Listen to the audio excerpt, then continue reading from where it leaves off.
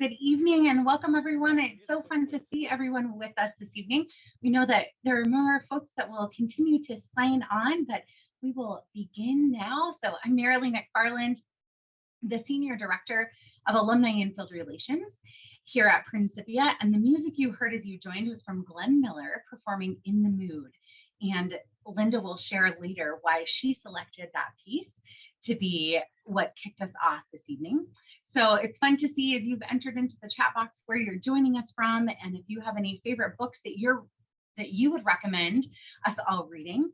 And it's great to see everyone's faces today. As you know, this is a Zoom meeting, which gives us the opportunity to have some breakout discussion groups following Linda's talk. So I hope that you all enjoyed reading the Rose Code as much as I did. I kept asking myself, could I be that ultimate secret keeper that they all were in the book? And it was just so fun to read along and to know that I was reading along with so many of you.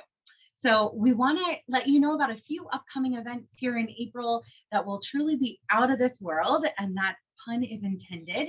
We hope that you will tune in next week to the Principia College Public Affairs Conference. The Public Affairs Conference is the longest running student-run conference in the United States.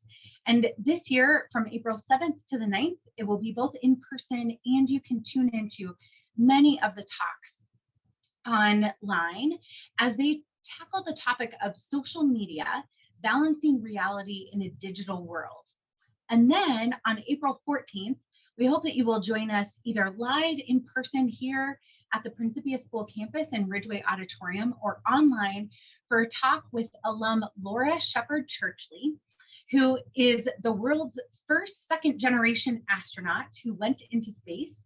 Laura went into space aboard the Blue Origin New Shepard rocket in 2021. Her father was Alan Shepard, who was the first American to travel into space 60 years earlier. So we are thrilled that Laura will be coming to campus. She's going to speak at all levels of Principia, from preschool all the way to college, and then do this special event for us on the evening of April 14th that we will be live streaming as well as having it in person. There's lots more events in April, including the continuation of the Principia Straight Talk Roundtable series. In April and the beginning of May, we will be having roundtables on student life and enrollment.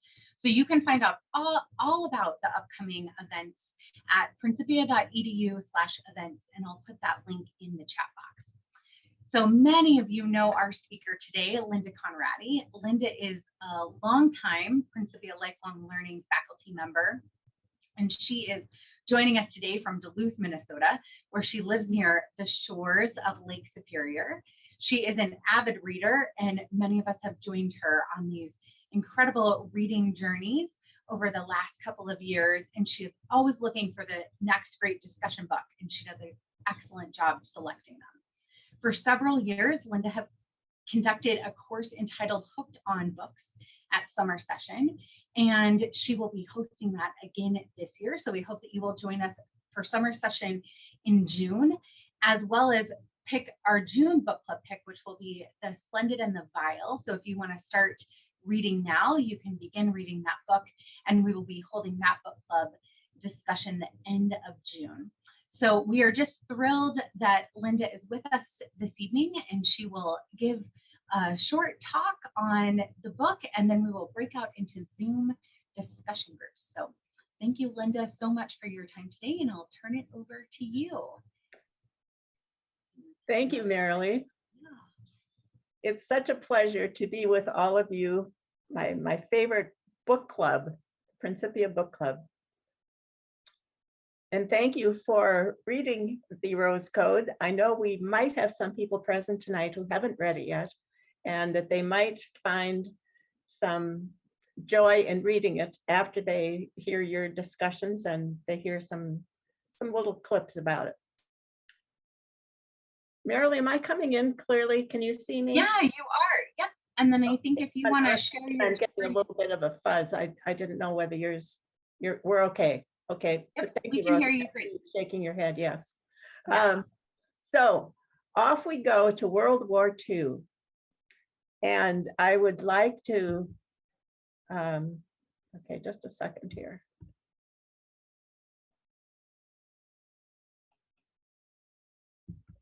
Okay, Marilee, I'm not able to get to my slides again. Okay, can you see the green arrow at the bottom to share your Share screen? again. Okay, share again. Okay, here we go. Okay. Rose code. Whoops.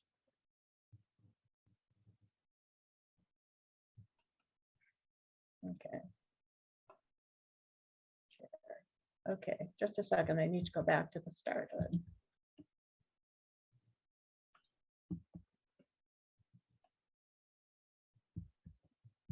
Okay, here we are at the beginning. That was the trickiest part, getting started. So perfect. Great. We can see it great. Okay. So we are at the cover of the book, and I wanted to just say a couple things about that before we go any further. I heard the author give an interview where someone asked her to talk about the cover, and she said, well, that is Mab, one of our protagonists in the book, and she is standing in front of the bombe machine, the BOMBE, which was the decoding machine, and that's what she ran as part of her work. But before we get too far into it, I just wanted to make some general comments about the scope of this book, because when we read this book, we immerse ourselves in the story of wartime intrigue. We follow friendships that are tests of fortitude and forgiveness, alliances that buoy and strengthen the lives of 3 young women who work in Britain's secret code-breaking facility at Bletchley Park. But we also witness the heartache, the love and loss, and we learn of a traitor in their midst, of the loyal BP workers. And we glimpse many ways in which people keep their wits and sanity during the wartime rationing and constant threat of bombing. So this carefully researched historical novel takes the reader from the start of World War II to the early post-war years, climaxing in the capture of a BP traitor in the crowded streets of London, the morning of the wedding of Princess Elizabeth and Prince Philip. So let's meet the author. This is Kate Quinn, welcoming us to the world of the Rose Code.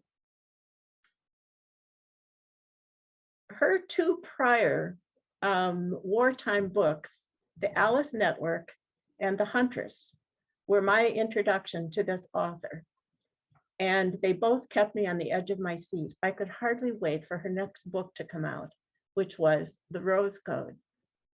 I bought it shortly after it was published, and I will have to confess that I get to the end of that book and I start over again, or I go to my favorite chapters and read them over again. And I don't know if any of you have been compelled to do that, but I think she's just a superb storyteller. And some people at the beginning said to me, a 600-page book, well, I don't know if I can read that. And yet these same people would come back to me and say, I'm reading a few chapters every night before I go to sleep. So I would be very curious to know if you found this book as compelling as I did. I just love it. And interestingly enough, she has her next World War II novel coming out today. I mean, this very day it's been released, and it's called The Diamond Eye. And it's also a spy novel. So I would like to share what she says about this book. I'm going to jump right to the second paragraph and go into what Quinn says. It was quite a place. She's talking about Bletchley Park. People from all over Britain were recruited from all walks of life, sometimes because of their mathematical or chess playing abilities, sometimes because of their language or secretarial skills, sometimes just because someone who already worked there had vouched for their trustworthiness, and tossed into the deep end of a code-breaking pool with an oath of secrecy and a simple, we're breaking unbreakable access codes, grab a pencil and have at it. They did so successfully that some historians estimate they shortened the war by as much as 2 years. And she also says Bletchley Park seemed like Lewis Carroll's Wonderland. Some of those points we will touch on tonight, but it was well, let's just jump right into where they all worked.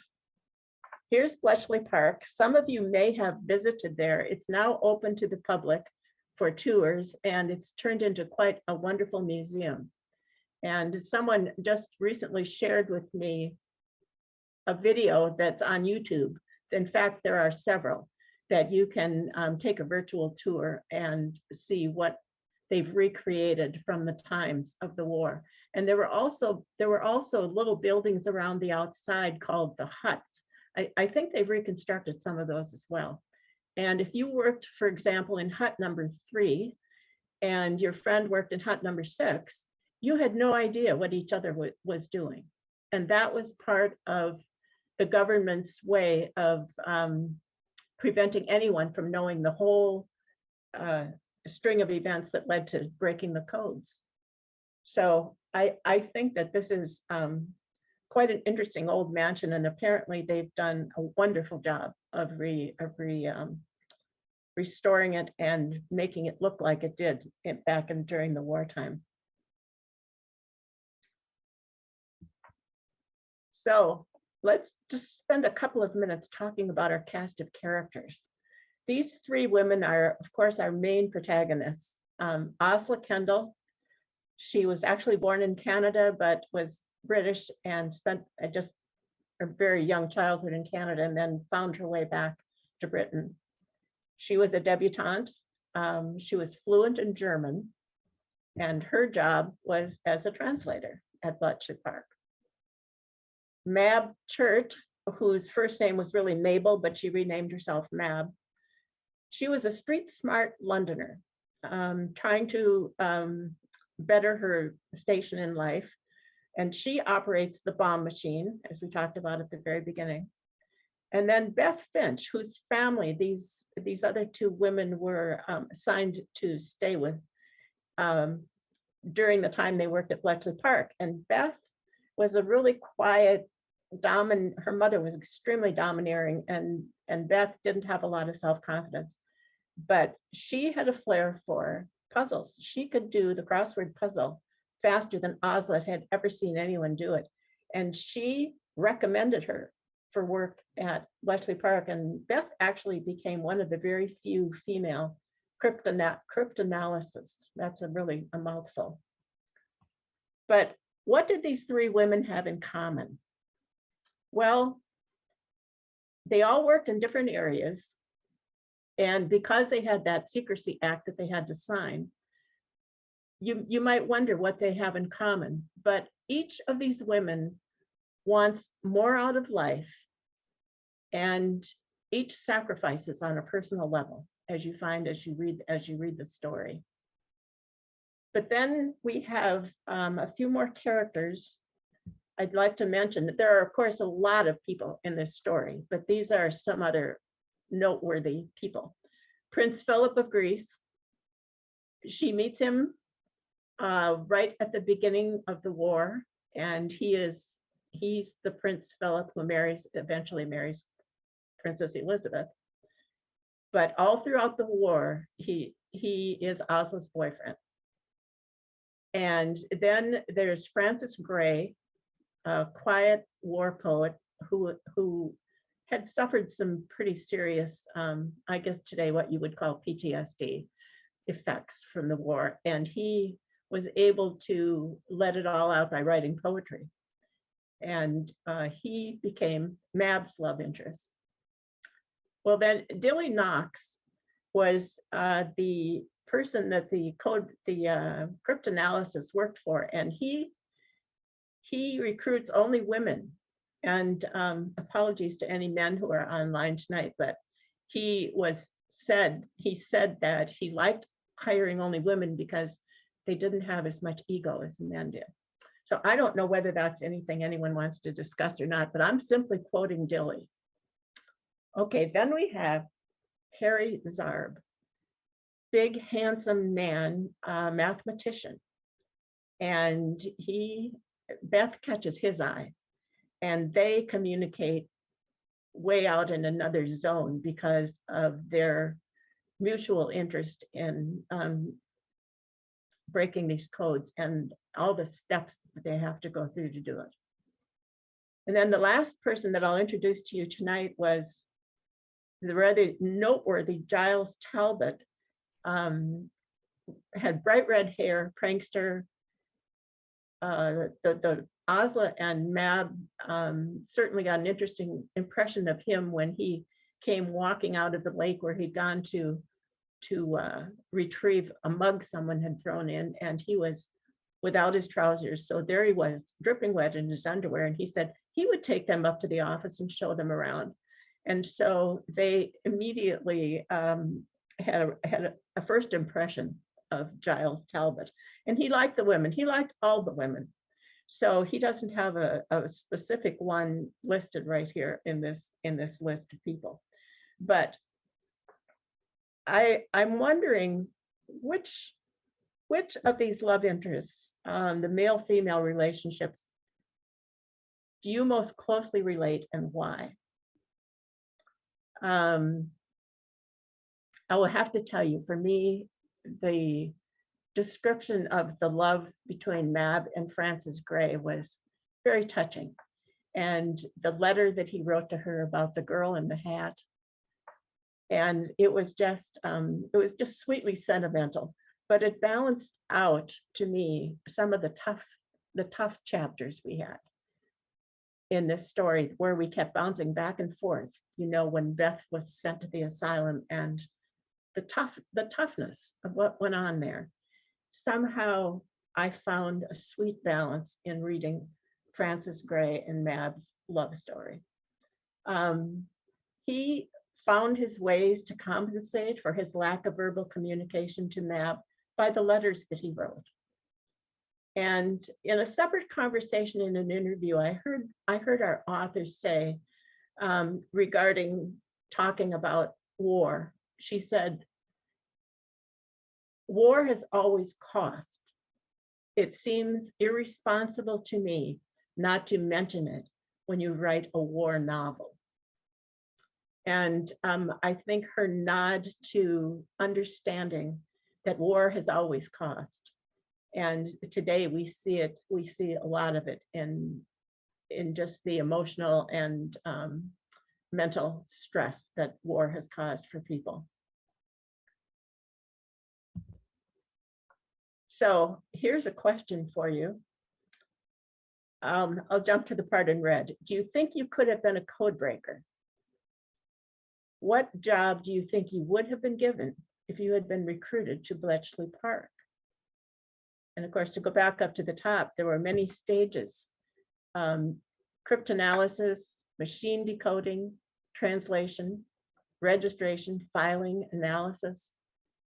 And I think one of the questions that I asked myself as I was reading this book was, could I have kept those secrets forever? I mean, they had to sign a 30-year contract that they would not divulge any secrets for 30 years, which takes us to the mid-1970s in reality.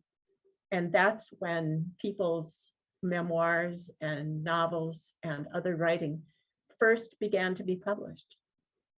So these people in real life, and of course we read a historical novel, and I do want to mention that there's a section at the back of the book called the author's notes, where you will find the characters who were real and the ones upon whom she based fictional characters. And I found that really enlightening, because I wondered how much of this was really based on fact. And Kate Quinn is a wonderful researcher of history, and she had people fact-checking things for her all the time. But of course, this character, Gray, the poet, Francis, he was made up, but his poetry was inspired by World War I poets, whose poetry was published posthumously. So have fun reading those notes at the back of the book if you have not had an opportunity to do that yet.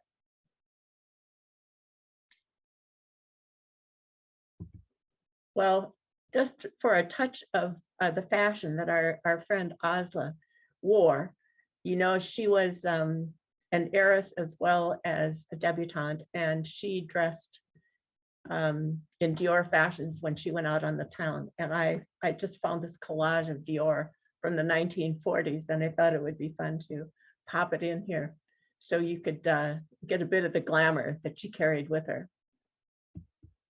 Now, this is the bomb machine that is the one that Mab worked, but I should probably first go to this one, the Enigma, which was the German machine, and they changed their codes every 24 hours, and at midnight they'd scramble up their codes, and so the British people had 24 hours to try to decipher what came in on those coded messages. And then it would go to this machine, which was what Mab was running. These were all the forerunners, of course, of our modern day computers. But this bomb machine was loud, and the back of it had all sorts of wires and things that couldn't touch one another. And it must have been extremely challenging to stand all day in front of one of these two machines. So, what compels you to keep reading this story? I'll just leave that one with you for a moment. Of course, you know, one of the things that I loved about this book was that they had their own book club, and they called themselves the Mad Hatters after the Lewis, after Carroll's Through the Looking Glass. But and by the way, this list and the list of the playlist, the music, you can find if you go to Kate Quinn's website and look for her book club kit. And underneath it, you'll find these charts that I've copied and put on here. And in addition to her discussion questions, a few of which I have kind of adapted for the talk tonight. And you'll also find a couple of recipes that you could try. And I don't know, I found it just pure delight to go into this book club kit and look at all the resources that she put together for us. But you notice on this list, a lot of these authors were American. Some you go all the way from Shakespeare's sonnets to Ozma of Oz. Just an interesting assortment of books. And of course, I got so excited thinking about these people reading all these books, and I suddenly realized, Linda, you're reading a novel. You know, this is a made up list. The book club was made up. But of course, when you can relate to it like that, it says this author is doing a good job of telling her story. So throughout the war, books and literary discussions provide a welcome distraction for the Mad Hatters.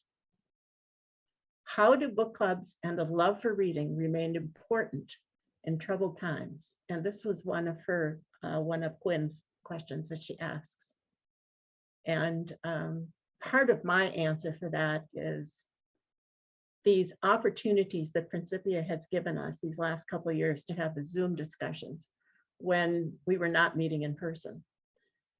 They gave us connection, and they gave us this common bond of sharing stories, which I think you might have some fun talking to one another about this idea. Why are book clubs, and why is reading so important to us? There's an American author named Colm McCann who wrote a book that I know I read this a few years ago, Let the Great World Spin. He's an American writer, has won a number of awards. Well, he wrote a book called Letters to a Young Writer.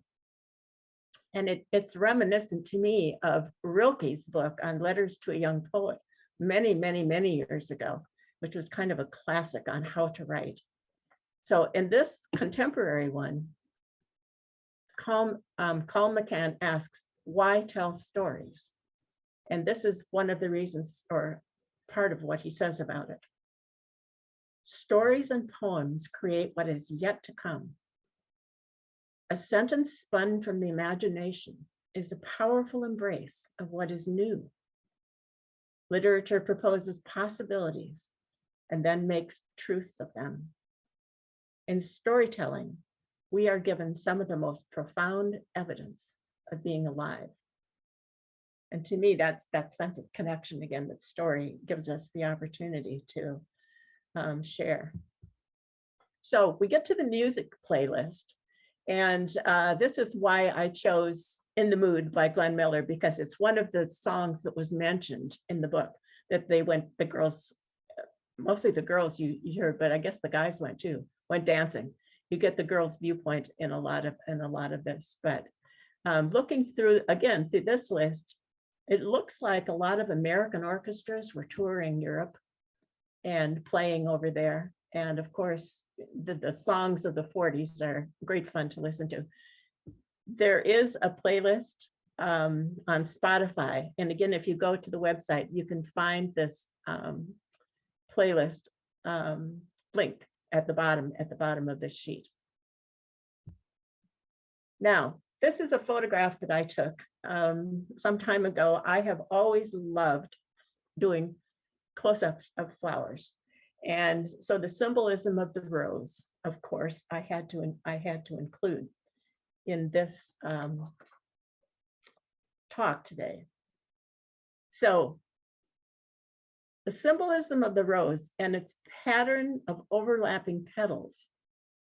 Okay, that fascinates Beth, and you can see how that connects to the way she would, it is sometimes said she would finally feel like she got her finger around the edge of a petal. And in other words, maybe getting a little bit closer to solving the rose code, which was the one that nobody seemed to be able to break. And that is the code, of course, that identifies the traitor. And so we get close to the end of the book, we are galloping along with the excitement of it. At least that was the way I felt about it. And then the use of language, which I've included in this as well. Quinn creates some memorable quotes and brief allusions to literature that she expects her readers to recognize, such as Lewis Carroll's Through the Looking Glass. We find that our characters frequently go down the rabbit hole in their attempts to break the German codes. And she also repeats several times throughout the book this phrase, you know, there's a war on. Whenever anybody didn't have an answer to something, that was the response they got. Well, you know, there's a war on. And then I would like to just give a quick reference to some foreshadowing. This was on page 31 in the book, and it was right at the end of the chapter where Asla and Philip meet. And it was just, I don't know, it was just charming to me. She tells him, he says he'd like to see her again before he goes out, out to sea. And she says, oh, she doesn't do anything. She and Sal, her roommate, they just listen to the gramophone. And what does she says? We eat porridge and muck about with the gramophone records. In other words, they're not really doing much on Saturday night, so to speak. And she says to him, very dull. And his reply is, I don't imagine you're as dull as that. In fact, I'll wager the opposite. I'll lay odds you're hard to get over, Asla Kendall. And of course, that is foreshadowing. We come upon that again later on in the book. She repeats that. And then at the bottom, we have this charming, to me, combination of images. He puts his fingers to his hat and says goodnight and walks back to his car. And then this is the last sentence in this paragraph. It was the dawn of 1940, and she had danced in the new year in a boiler suit and satin sandals with a prince. She wondered what else the year would bring. And of course, that's foreshadowing of all that the years, the several years did bring. But I looked up a picture of a boiler suit, and it is basically, she was at that point, she hadn't gotten to Bletchley Park yet. She was helping build airplanes. She was in the assembly line, and she wore what today we call coveralls. And when she went to the Claridge where she was meeting him for the very first time, she had that on. She didn't even change her clothes before she went to meet him. And he said it was so whimsical to him. He said that he laid a bet with her that she wouldn't go dancing wearing the boiler suit. And of course she did. And so she asked him, would it be all right if she put on her dancing shoes? And of course, you know, she whipped those out of her backpack, and she had her satin sandals to go dancing with the prince. And I hope you also have found some paragraphs or descriptions in this story that have been just perfectly enchanting to you. To me, that made me, certainly wanted me to turn the page and go on to the next chapter. Although sometimes those switchbacks in chapters to how Beth was doing in the asylum were very hard for me to read. And of course, you know, those of you who have finished the book, that it all does come together at the end. And it turns out all right for Beth, let's put it that way. I don't want to give away all the secrets. So, okay, I think I just answered that one. How the structure of the rose relates to the code that appears to be the one that no one can crack. So you may never look at a rose the same way again. Now I have included two pictures of Coventry Cathedral. This one was 1941, and it was after the cathedral was almost demolished. It was very badly bombed. And that's Churchill, second from the left, touring it. You can see the destruction all around in this picture. And the reason I include it is because of the chapter about a bombing that was actually in our story, it's later, because there had been this earlier bombing, and then there was supposedly a warning in 1944, I think it was, of another bombing that was going to happen over Coventry. And those of you who've read the story know that that is a chapter that's very startling and heartbreaking in many ways. But I wanted to include what it looked like. And then this is a contemporary picture. When they rebuilt this cathedral, they left the roof off the section that had been so badly bombed and built around it. Of course, you probably, if you've been there, you might not have seen a rainbow over the top of it.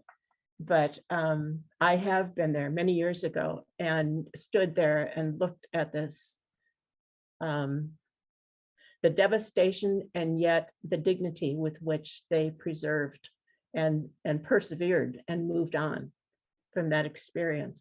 So I think that the chapter on the Coventry that's included in the story is a very important part of the story, and it ties together a lot of threads.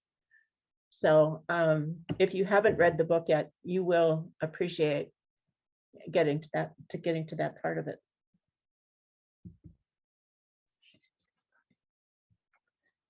Well, you may wonder why I would jump from that to this Bentley, but you know that toward the end, after the war, this is the car that Mab ran around in, or similar to this. This was a late 1940s Bentley, and which plays an important role as Beth leaves the asylum. And it was interesting to me to see how these young women came out of the war, because our story ends in 1947. They have been out of the war for a couple of years, and yet they all reunite to capture this traitor. And that sense of family and loyalty that they had to one another is, it was very inspiring to me. So my question to you is, what will you take away from reading this book? And how has this book changed you, your thinking, or your outlook? And then, would you recommend this book to others? And if so, what will you say? So just before we leave and get into our breakout discussions, I just had a couple of other things I wanted to say. And some of you have seen this before, because this is one of my favorite little desktop sculptures of, it's either an older sister or it's a mother and child reading. And I love this. But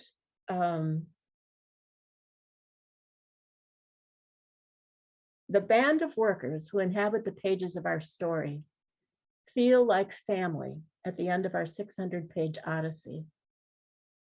We feel the bone-crushing fatigue at the end of a 20-hour stint of code breaking. We cheer the triumphs and are devastated by defeats and heartache. We want justice for each of our characters, and honor and love and self-worth. We want them to live happy and successful lives, just like we wish for our family and friends and for ourselves.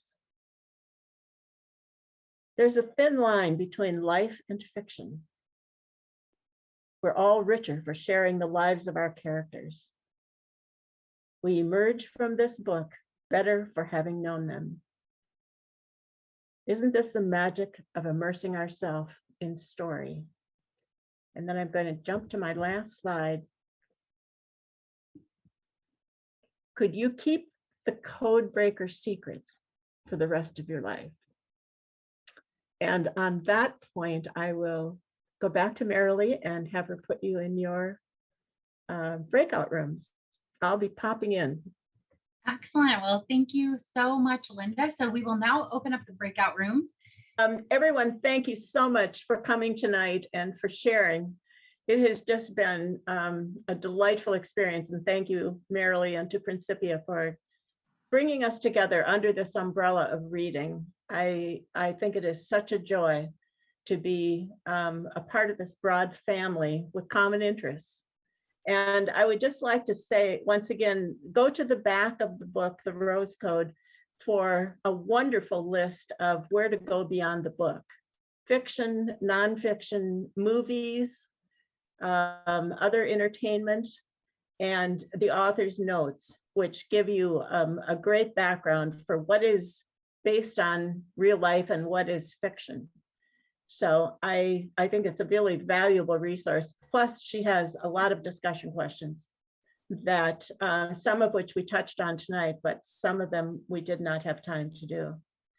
But thank you for reading this book. I love this book. And but I will have to confess that I did order the new book today that our author has just released this very day. So I will be looking forward to reading that. And again, Marilee mentioned the next book that I am going to be doing live at summer session is going to be The Splendid and the Vile by Eric Larson. And it's a World War II, Churchill's first year in office, and it's nonfiction. And I will also be doing parts of that for a book talk at the end of June. So those of you who are not able to do one or the other, I hope to see you there. Thank you. Thank you again. Marilee, back to you. Great. Well, thank you so much, Linda, and thank you everyone for joining us. We look forward to seeing you at our upcoming events and hopefully the summer session or the June book club pick on The Splendid and the Vile. So just lovely being with you all. We can't wait to hear your review of the new Kate Quinn book, Linda, and just have a wonderful evening.